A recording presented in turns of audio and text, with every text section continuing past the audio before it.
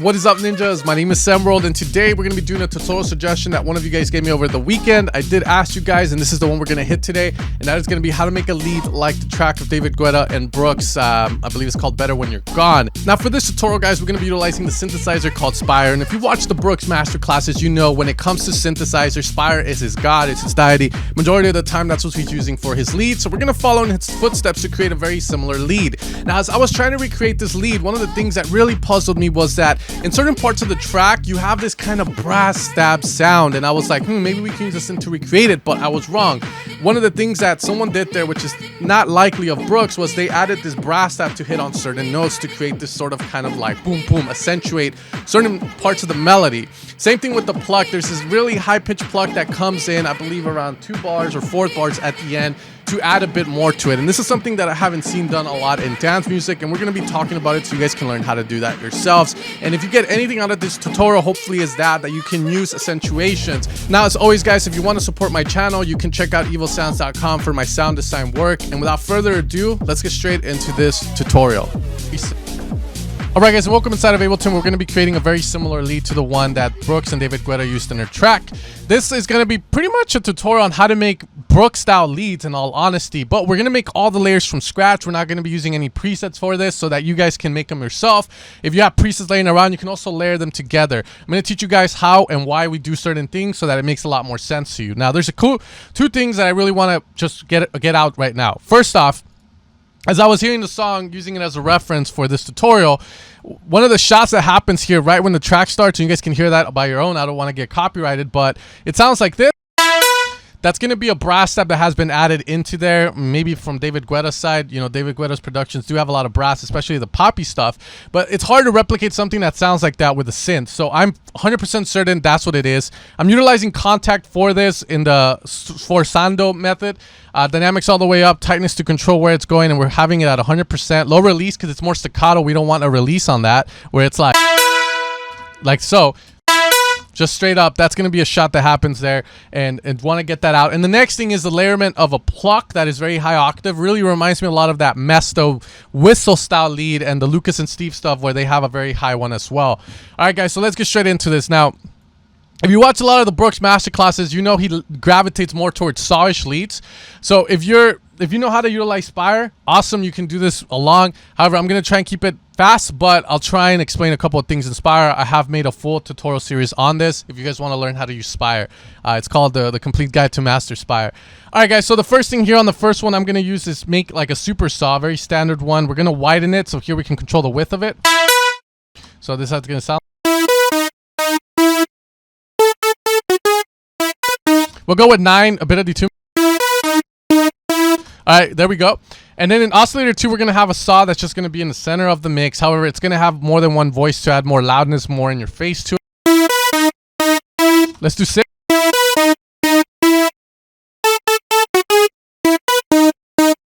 There we go. Next one, we're going to do another just straight in the center, maybe 3 voices. No detunement. And the last one, we're going to add a bit of white noise. And this white noise, if we want to create it in Spire, we just click here in classic mode, we go to noise, and then we pull the control A up so we get the high frequency based noise.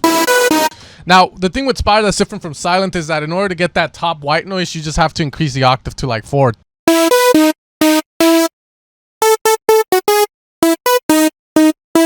We're going to add it there to give a bit of texture. And then the next thing we're going to do is we're going to get rid of this cutoff. So we're not going to be using a filter for this. If you hear the track, it does have a very staccato-ish vibe. Ba, ba, ba, ba, ba, ba. The way that's done, though, and this is my reasoning behind it, is that he has a sustain all the way up on these leads. He doesn't have some decay feature. The reason for that is because when you add decay to this, you start to hear the volume decreasement. You're going to hear it.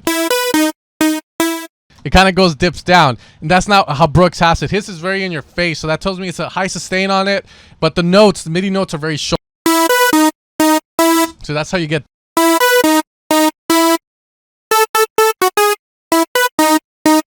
Okay, pretty cool there. All right, so once we have this, guys, you know, you have your sauce all set up and you have something that you kind of like, it's time to make it sound legit. So first thing, we're going to add a pitch envelope to oscillator 1, oscillator 2, and oscillator 3. This is just to add punch to it so that it has a bit more balls. So there we go. We're going to turn that to the right just a bit. Let's put this to the right here, lower decay, and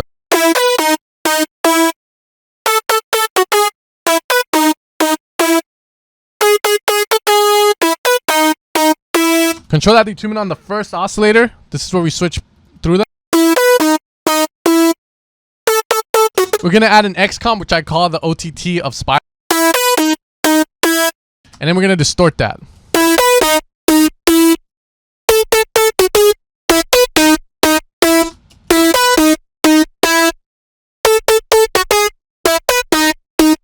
Now here when you distort, you can do a lot with the distortion, like FB sign, and be careful with that one.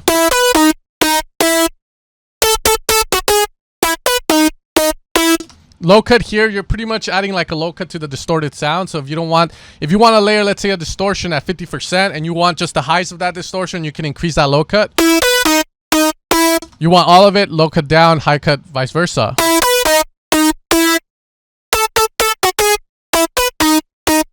So that's going to be our very driven lead here. I don't think we need to add anything, maybe a little bit of reverb.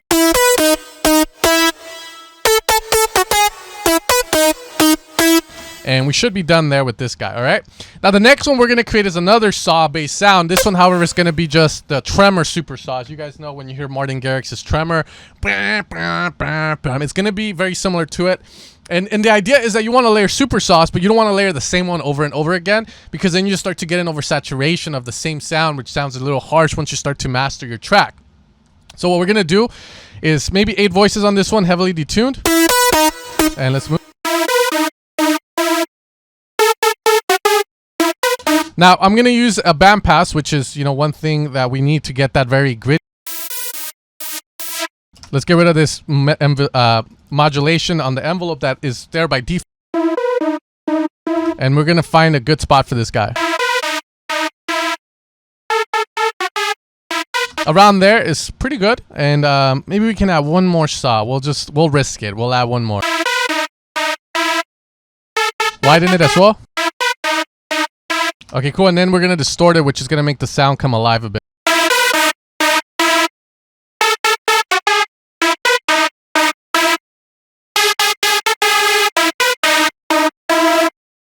All right, we're going to add this kind of pitch envelope to oscillator 1 and 2. What it's supposed to do is we're going to reverse it instead of going forward, because we already have a sound for punchiness. And we're going to create this sort of suck back effect.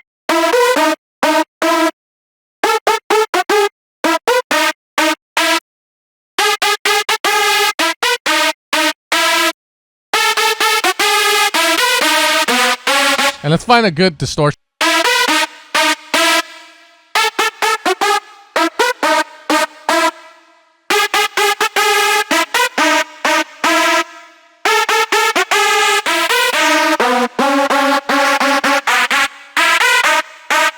Let's see how it sounds like together.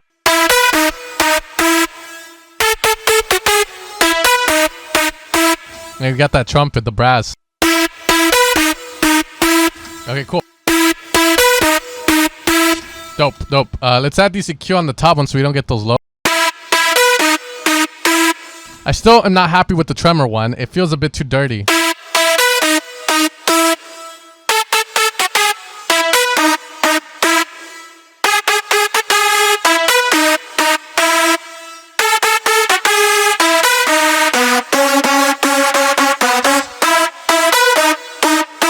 There we go. And let's add like a envelope oscillator 1 pitch ratio movement to it to give a bit more character. And I'm talking about this.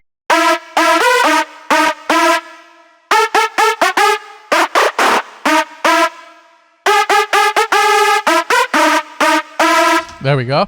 I'm still not liking the way it sounds.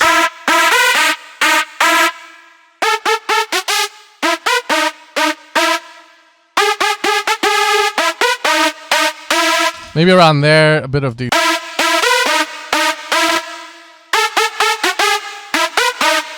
Yeah. Let's see.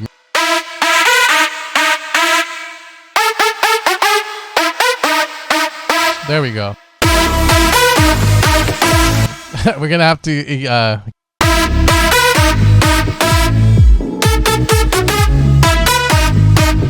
we're just gonna kind of have it so that they're kind of layered. They don't need to be equally as loud. And then the release vibe that you get from his tracks are going to come more from the reverb. So that's why we're making this right now. Like,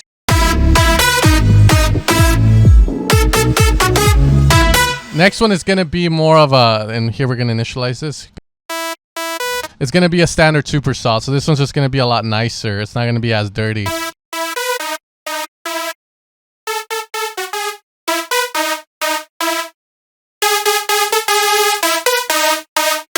That's pretty good there. And then let's see, maybe a little more detail.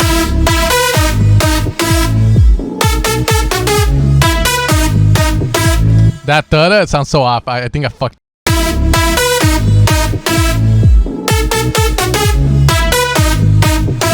It comes a bit too, yeah, but it's all good. Okay, so we have these there, and now the last one we need to make is going to be more of the upper pluck, which we were talking about. So for that, I'm going to use maybe an FM wavetable. Maybe up 2 octaves. There we go, more decay. And I want this to sound a little louder, maybe even a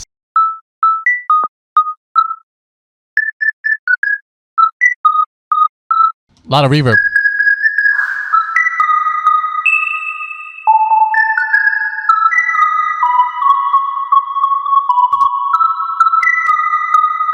Let's try getting it.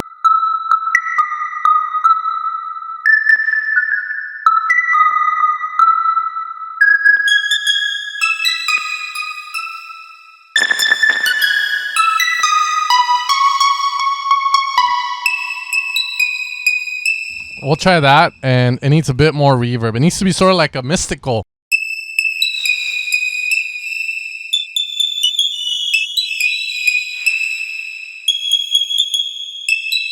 And then we'll try that.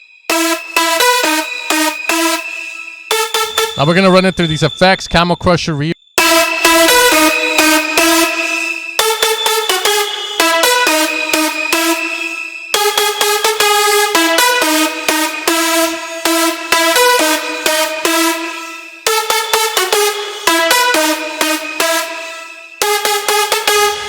Okay, OTT.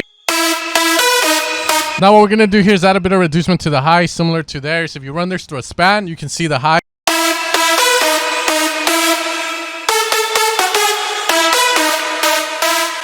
After we have those leads put together, guys, I'll do this. I'll get rid of the highs on the reference track, the original, and just add it so it feels a little bit real and see how it sounds like.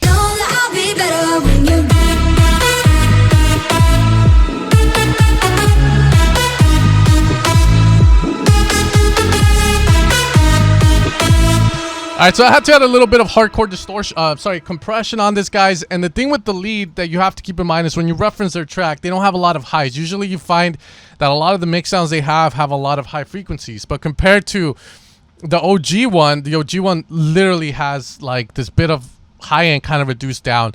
But hopefully that helps you guys in achieving similar leads to what they're using in their tracks. Hopefully it brings it together, the staccato brass, the top end plucky lead of God. That's what I like to call it. You can even make that sound a little bit better, like more like a whistle.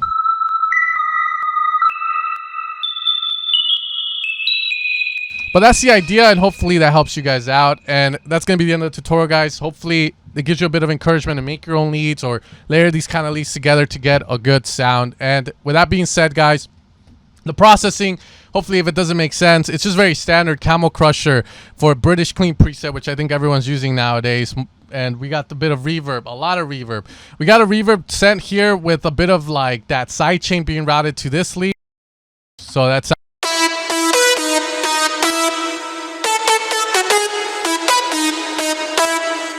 So you get that kind of vibe to it. So that's what we have there, like the pumping reverb. And that's about it. The reverb here, a bit of glue compression just to make it feel like it belongs to the Brooks track, which is heavily compressed to hell. OTT, standard EQ, where we get rid of the highs as I was talking about.